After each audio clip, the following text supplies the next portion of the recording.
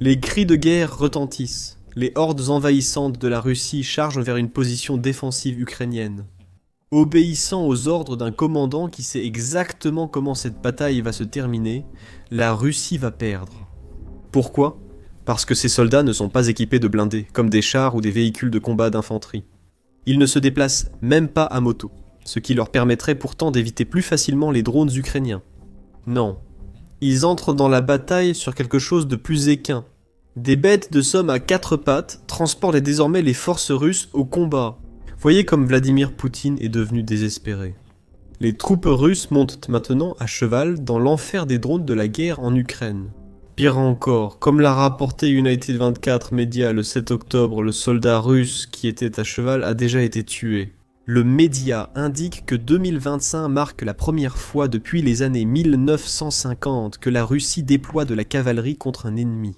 Cela ne signifie pas seulement utiliser des chevaux ou des ânes pour transporter du matériel.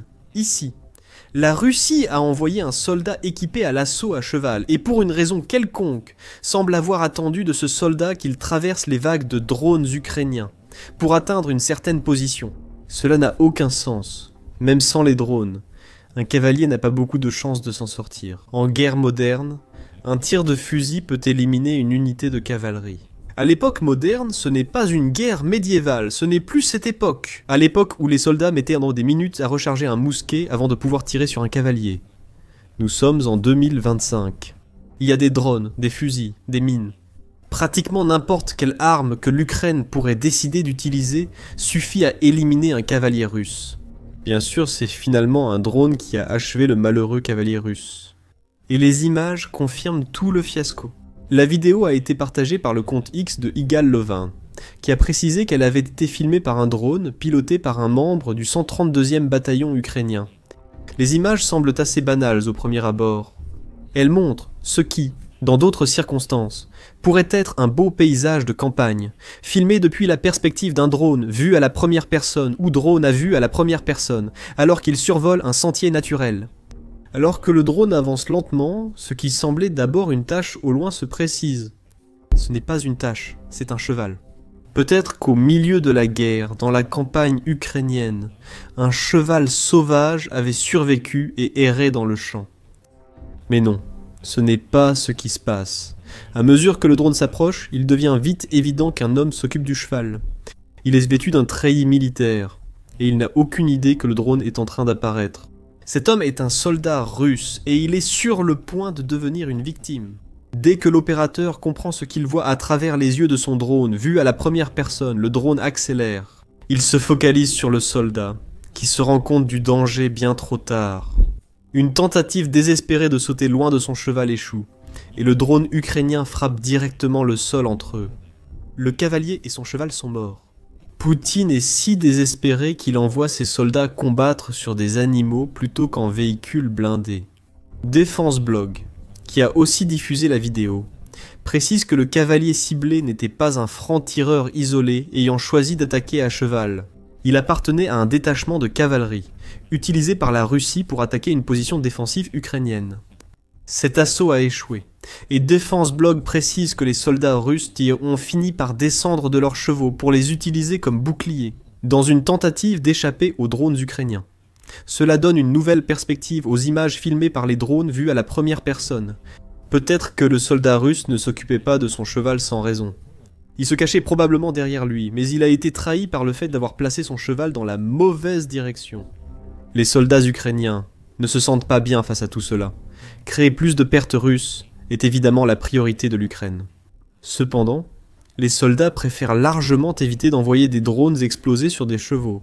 Le site Defense Blog rapporte les propos d'un militaire ukrainien qui résume le choc et la tristesse provoqués par ce type d'incident. Les chevaux, certes, c'est regrettable, mais cela reste une unité de combat. C'est triste, oui, mais le travail est fait pour réduire les pertes humaines, a déclaré le militaire. On pourrait presque dire que c'est de l'insensibilité de la part de Poutine. Il n'y a aucune raison pour que la Russie utilise des chevaux pour lancer des assauts en 2025. Même les véhicules civils basiques sont plus rapides et puissants, mais Poutine ne semble pas s'en préoccuper. Les chevaux servent à transporter les soldats vers les lieux où ils doivent mourir. pour épuiser les munitions de l'Ukraine, donc l'armée russe est ravie de les utiliser. Les soldats ukrainiens, comme le dit le militaire, doivent considérer ces chevaux comme des unités militaires, ce qui signifie qu'ils doivent être éliminés. Il est évident ici que la Russie traite les chevaux de façon très cruelle. Ce n'est pas la première fois que la Russie utilise ces animaux en Ukraine. En février dernier, Newsweek a rapporté que la Russie avait commencé à déployer à la fois des ânes et, de façon surprenante, des chameaux en Ukraine. Dans les deux cas, les animaux n'étaient pas utilisés pour le combat.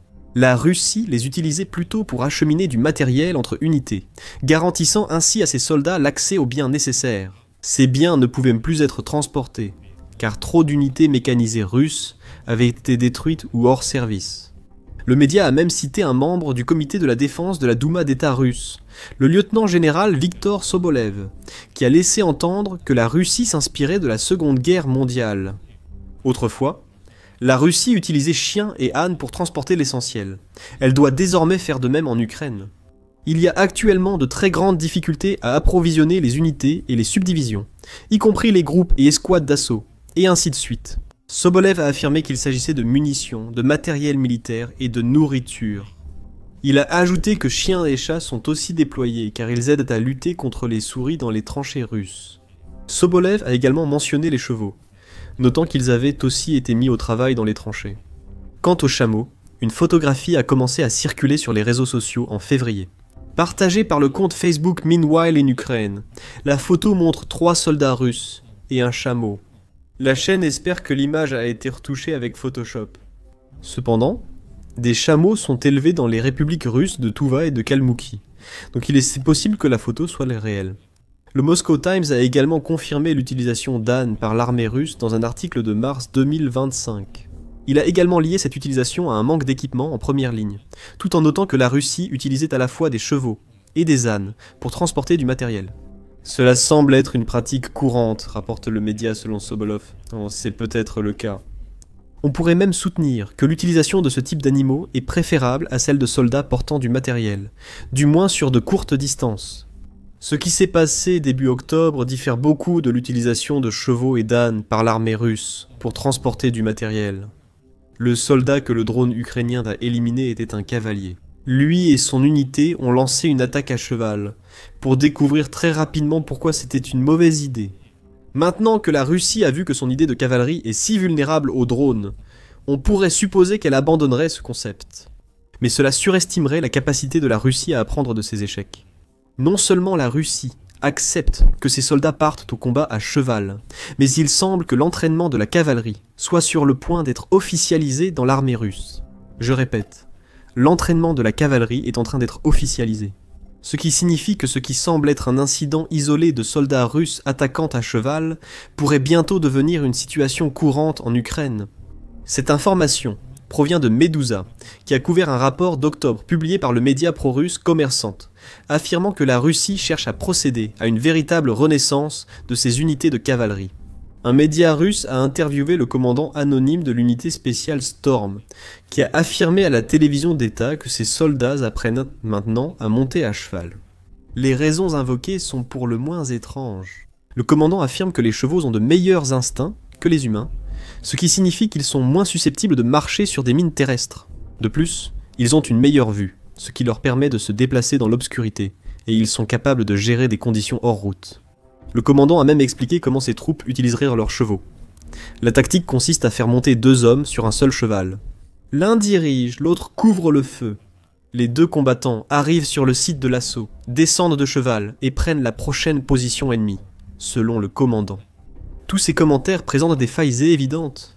Un cheval peut, par exemple, mieux se déplacer dans l'obscurité qu'un humain sans dispositif de vision nocturne. Comment cela aidera-t-il les soldats à monter le cheval ?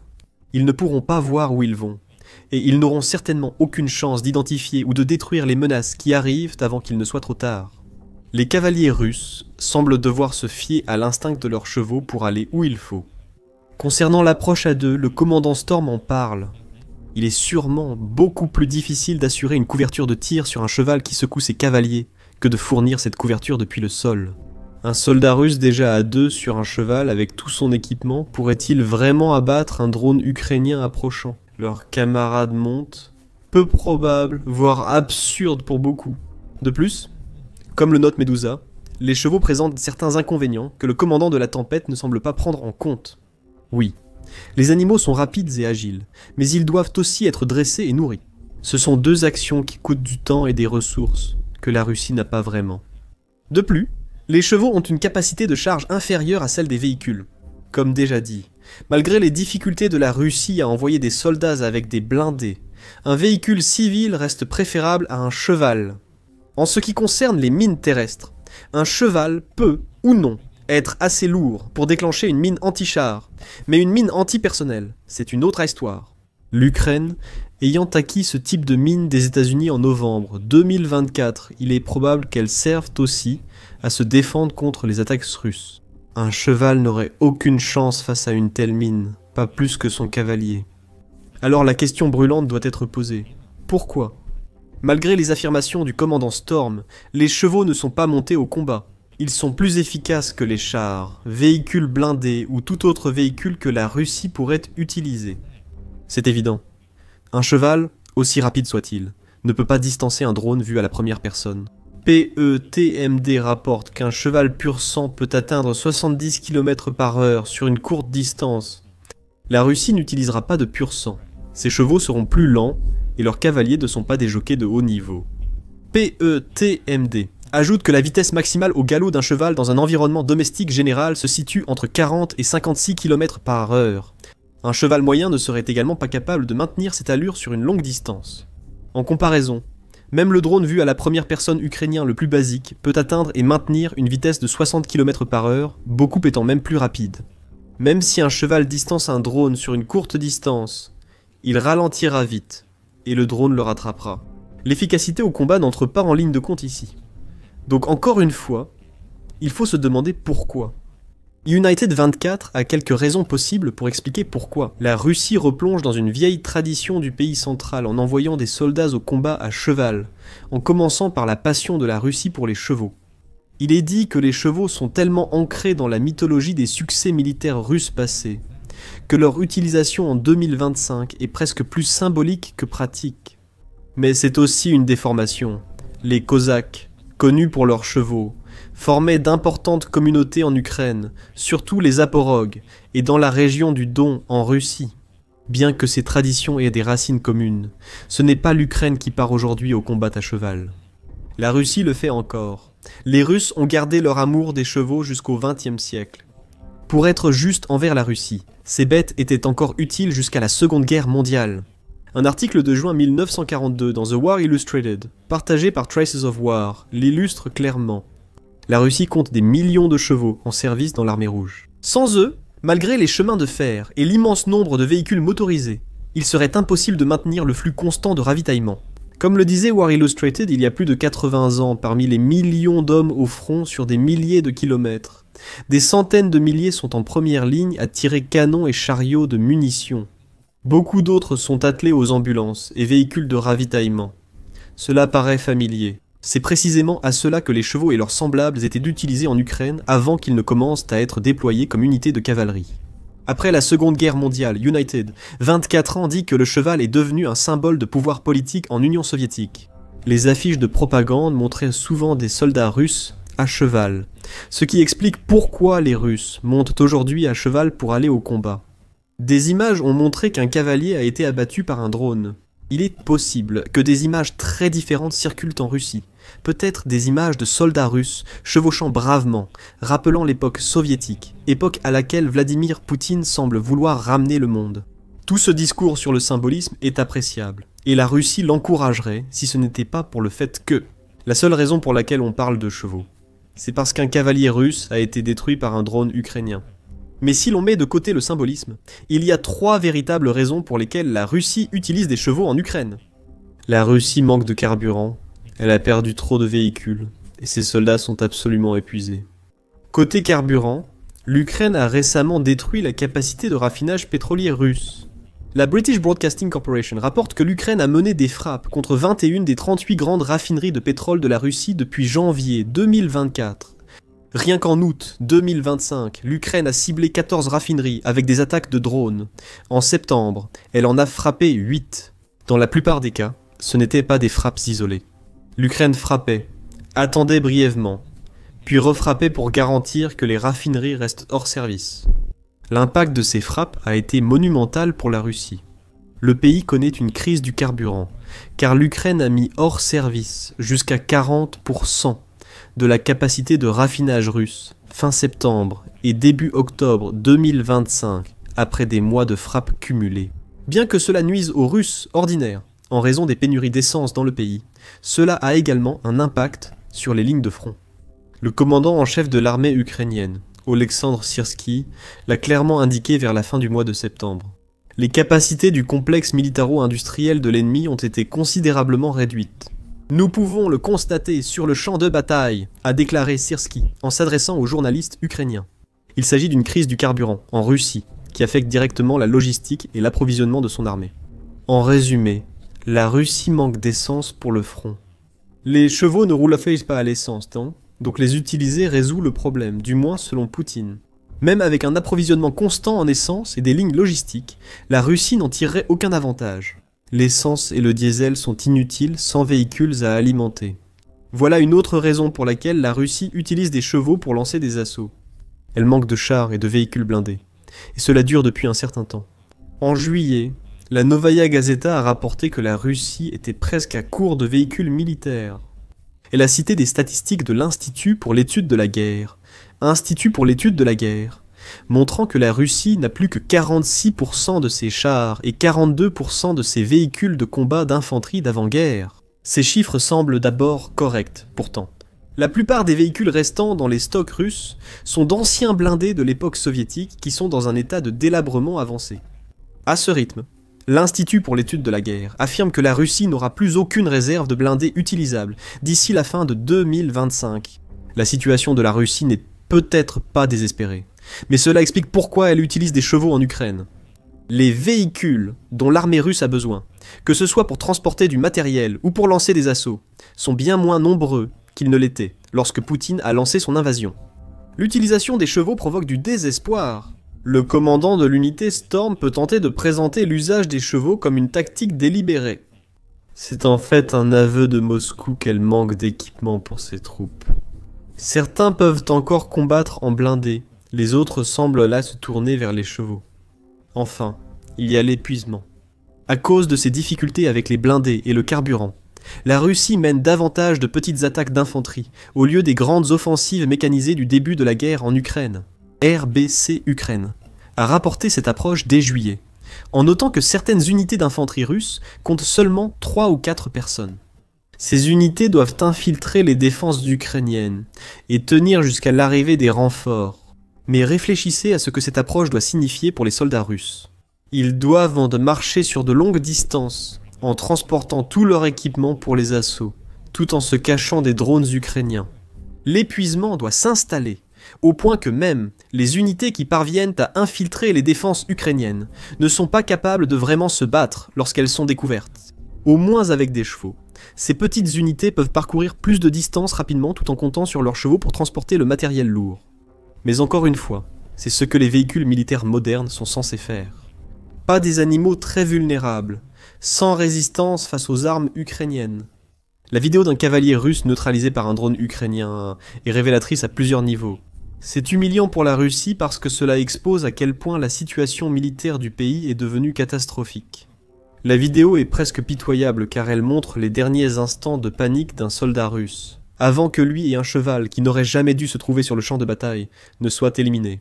Mais surtout, la vidéo souligne le désespoir russe en Ukraine. Utiliser des chevaux n'est pas symbolique, même si le Kremlin voudrait le faire croire.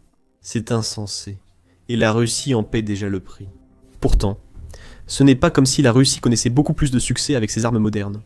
Plusieurs de ces armes, soi-disant imparables, ont été rayées de la carte, car l'Ukraine les a toutes détruites.